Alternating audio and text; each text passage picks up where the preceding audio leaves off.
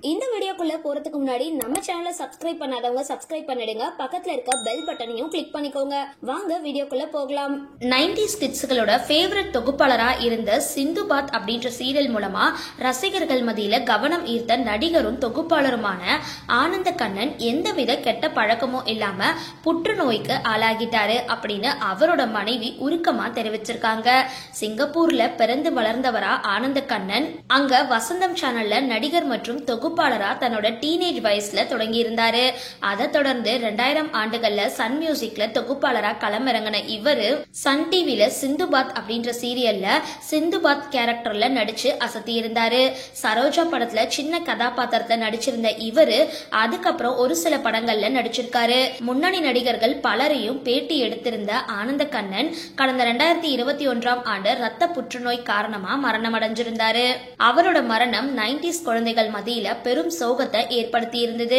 இதுக்கு நடுவுல சமீபத்திய நேர்காணல்ல ஆனந்த கண்ணனோட மனைவி ராணி தன்னோட கணவர் குறித்து உருக்கமான பல தகவல்களை பகிர்ந்திருக்காங்க. அவருக்கு முதல்ல புற்றுநோய் அப்படின்றதே எங்களுக்கு தெரியாது. கேஸ் ட்ரபிள் மாதிரி தான் இருந்தது. தினமும் 2 லிட்டர் தண்ணி குடிக்கிறது, சூரிய நமஸ்காரம் செய்யறது போன்ற பழக்கங்கள் அவருக்கு வழக்கம். அதனால புற்றுநோய் சந்தேகம் எங்களுக்கு வரல.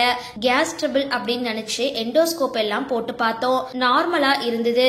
அப்போதான் அவருக்கு முழு செக்அப் செய்யும் பொழுது புற்றுநோய் இருக்கிறது, அது லிவரை பாதிச்சதும் தெரிய வந்தது. இதை கேட்ட பொழுது அதிர்ச்சியா இருந்தது. ஆனாலும் இதுல இருந்து மீண்டு வந்துடலாம் அப்படின்னு நினைச்சு பயணிக்க தொடங்கினோம். ஆனா அந்த நேரத்துல ஒன்னும் செய்ய முடியாம போயிருந்தது. இப்போ அவர் இல்ல அப்படின்னு நினைக்கல. நாங்க சிங்கப்பூர்ல இருக்கும் பொழுது அவர் இந்தியாவில ஷூட்டிங்ல இருக்காரு, வந்துடுவாரு அப்படின்னு நினைச்சுக்கிட்டு இருக்கோம். ரொம்ப ஆரோக்கியமான நபரு. புகைப்பிடிக்கிறது, மது அருந்துறது போன்ற பழக்கங்கள் எதுவுமே அவருக்கு கிடையாது. ஆனா இளம் வயதுல ஏன் இப்படி புற்றுநோய் வந்தது அப்படின்னு தெரியல. 10 வயது 12 வயது பிள்ளைகளுக்கு எல்லாமே இந்த நோய் தாக்கம் இருக்கு. இதை தடுக்க முடியும் அப்படின்னு என் கணவர் இறந்தவுடன் ஆறுதல் சொன்ன பலரும் என்கிட்ட சொன்னாங்க. இதையெல்லாம் கேட்கும் பொழுது கடவுள் மேல கோபம் தான் வருது. எவ்வளவோ தப்பு பண்ணிட்டு அக்கிரமம் பண்ணிட்டு துரோகம் பண்ணிட்டு இருக்கிறவங்க நல்லா இருக்காங்க. ஆனா ஒன்னும் செய்யாத இவங்களுக்கு ஏன் இப்படி அப்படின்னு கேள்வி எனக்குள்ள இருக்கு. ஆனா புற்றுநோய் இருக்கிறது அப்படின்னு தெரிஞ்ச அப்புறம் அவங்க அமைதியா தான் இருந்தாங்க.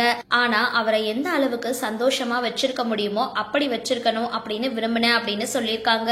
சரி, இந்த வீடியோ பத்தின உங்களோட கருத்துக்களை கீழே கமெண்ட் பாக்ஸ்ல போஸ்ட் பண்ணுங்க. வீடியோ பிடிச்சிருந்தா லைக் பண்ணுங்க, ஷேர் பண்ணுங்க, மறக்காம டிபி காபி சேனலை சப்ஸ்கிரைப் பண்ணுங்க.